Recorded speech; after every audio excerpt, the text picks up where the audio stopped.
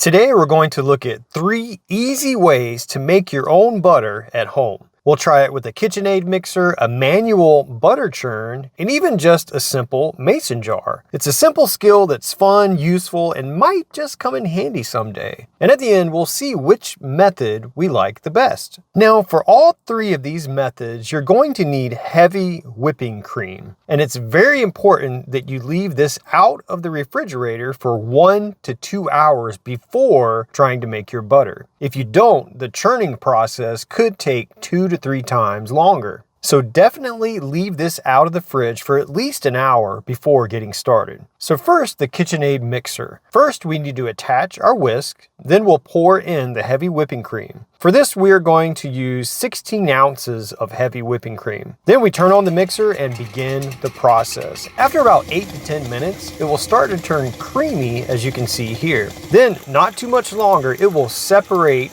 into buttermilk and butter. It really is amazing how this happens. So then we'll get our butter off the whisk and set it to the side. And here's the buttermilk. We're going to strain it and put it into a mason jar. And as you can see, we got about 8 ounces or 1 cup of buttermilk from the 16 ounces of heavy whipping cream. First, we need to wash the butter, then we'll put it into what's called cheesecloth, and this will help us to squeeze out any remaining buttermilk. Then after that, we're going to season it with a little bit of salt. And this is completely optional. You don't have to add salt if you don't want to. Then we're going to put the butter into our butter mold to make sticks of butter. This butter mold works great, and we'll leave links to everything that we're using in this video down in the description below if you want to check them out. For the 16 ounces of heavy whipping cream, we got about 1.5 sticks of butter. Next, we're going to use this Kilner Vintage Glass butter churn. And this is a manual butter churn, so you just turn the handle and it churns the butter. And if you're too lazy to turn the handle, you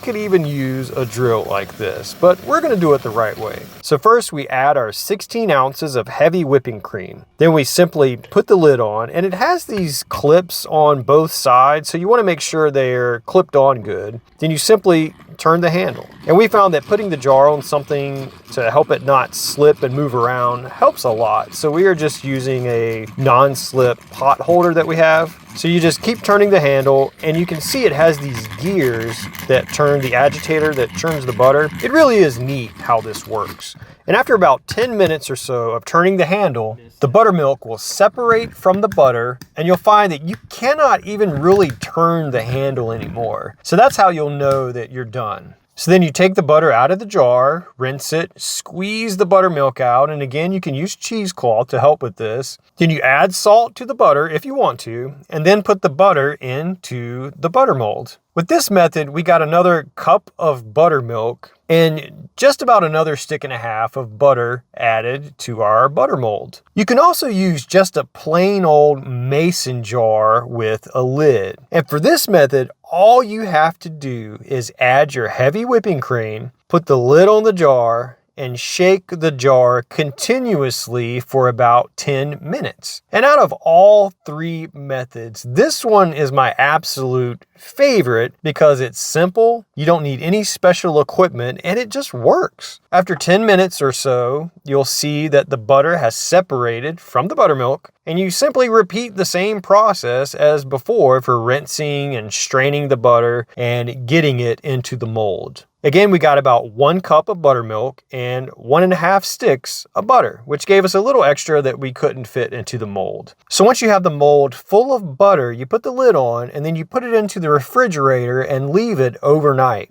Then in the morning, you can take the lid off and push them out of the mold. And one cool thing about using this butter mold is that on the sides, it leaves these little marks for measuring out 1 tablespoon of butter. And I really like that. It's pretty cool. So which method was your favorite? Let me know in the comments down below, and be sure to check out this next video on the screen, and I'll see you there. Thanks for watching.